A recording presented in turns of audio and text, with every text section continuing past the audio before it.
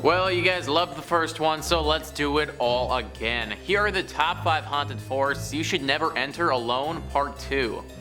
Number 5 on this list is the Pine Barrens Forest. The Pine Barrens Forest is haunted by something big and something deadly. Something that everybody in the region is aware of and would not want to run into by themselves. The Jersey Devil. CN Traveler says the heavily forested Pine Barrens spans over 1 million acres in 7 counties in New Jersey. The area thrived during the colonial era, host to sawmills, paper mills, and other industries. People eventually abandoned the mills in surrounding villages when coal was discovered to the west in Pennsylvania, leaving behind ghost towns and, some say, a few supernatural wanderers. The most popular Pine Barrens resident is without a doubt the Jersey Devil. According to legend, the creature was born in 1735 to Deborah Leeds, her 13th child, with leathery wings, a goat's head, and hooves. It flew up the Leeds chimney and into the Barrens, and it's been killing livestock and creeping out South Jersey residents ever since. This is one of the most famous urban legends in America. It's been spotted by many people over the years and isn't something that you want to trifle with. Dogs have been killed and taken, livestock consistently gets targeted, and there have even been stories of a young child as well. Whatever the Jersey Devil is, it's not human. It's far more devilish and demonic-like than that of a human. It would take a lot of money before I considering going into this forest. Number 4 on this list is the Black Forest. Ever heard of the Brothers Grimm? 2 German academics who published folklore together but were also reported to have been involved in some pretty paranormal stories. To get an idea of what I'm talking about, Matt Damon and Heath Ledger do a pretty good job playing them in the 2005 movie entitled The Brothers Grimm. Well, either way, this forest, the Black Forest, was the setting for a lot of their antics or stories that they would tell. Trip Savvy says, legend holds that it is haunted by werewolves, witches, and even the devil.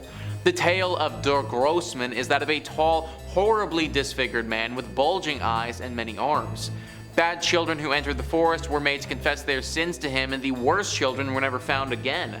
The story of Die Gensmagda tells of a princess on her way to meet the prince in a faraway kingdom. But the maid accompanying her had ill intentions and forced the young princess to trade places with her. The maid took her magical steed, a talking horse called Falada, and when they arrived at the castle, the false princess had Falada killed to hide her misdeed and the real princess work as a goose girl. The real princess has Falada's skull hung over the city's gate, earning the attention of the king. She tells her story and he punishes the false princess by rolling her around the city in a spiked barrel until she died. So yeah, there's been some death in this forest before. It's also just so darn dark as well. Like, I know that doesn't automatically make something haunted, but it is extremely hard to navigate this forest.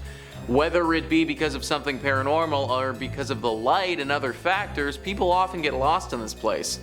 A lot of these people that get lost as well never end up coming out either. Something is in this forest. The Romans knew it, the Brothers Grimm knew it, and the locals who frequent the region, they know it as well. I would need an entire team to go with me if I ever was to enter this forest, and even then, I'm not sure I would. Number 3 on this list is Cameron Park. A park located in Texas that is quite beautiful if it weren't for the killer ghosts lurking within it. CN Traveler says, Waco's Cameron Park has several spots that are reported to be paranormal hot zones, including Jacob's Ladder, a treacherous set of stairs haunted by a grabbing ghost who tug on climbers' clothes to pull them down. But perhaps the most well-known site is the Witch's Castle, a name given to crumbling ruins found deep in the park. According to one story surrounding the castle, and there are many, the ruins are the former house of a woman suspected of witchcraft in the late 1800s. Waco residents blamed the woman after people began disappearing in the surrounding woods, so they formed a mob and burned down her house while she was still inside. Some people claim to see the witch's figure wandering through Cameron Park today, even chasing down some unlucky visitors. This is a cold-blooded killer. She will pull you off your climb and watch as you fall to your death. She loves to kill. She loves the feeling of hurting people. This is a ghost that needs to be stopped. I sure as heck am not going to be the one doing it, but some team, some group, some organization of some kind has got to get it together and go in there and deal with this. Whoever the real-life Ghostbusters are, this is for you. Cameron Park should be a place where people go to experience nature, not get killed by an evil witch spirit.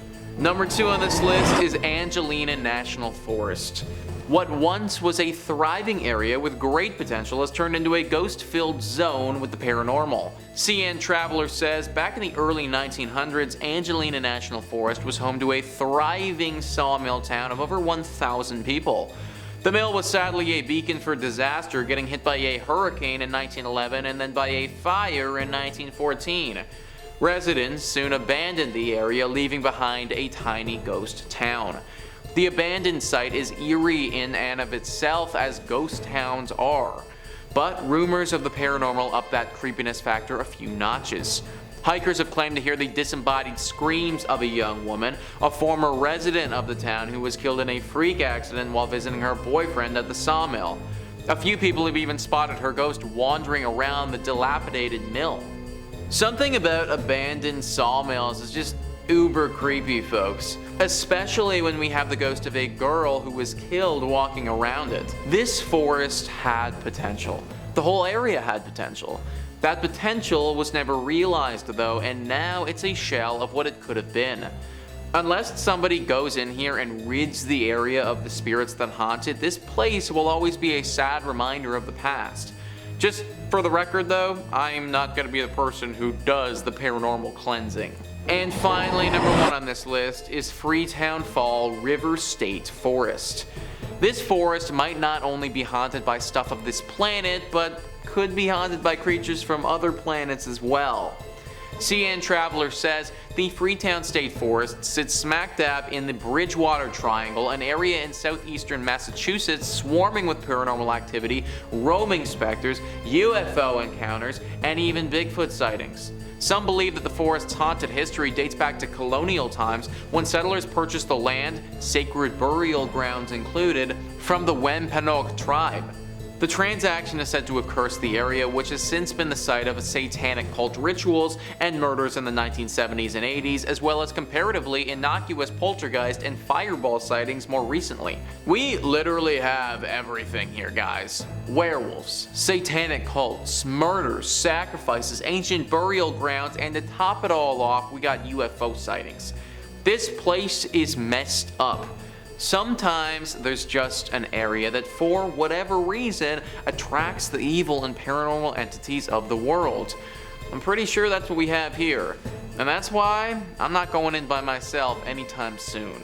But there you have it, folks. That is our list of the top 5 haunted forests you should never enter, part 2. Please let me know in the comments down below what you thought about this list and some other crazy haunted forests that you guys know about. Also, please hit the like and subscribe button. Thanks so much for watching. I've been your host, Nicholas Playlog, and I'll catch you next time.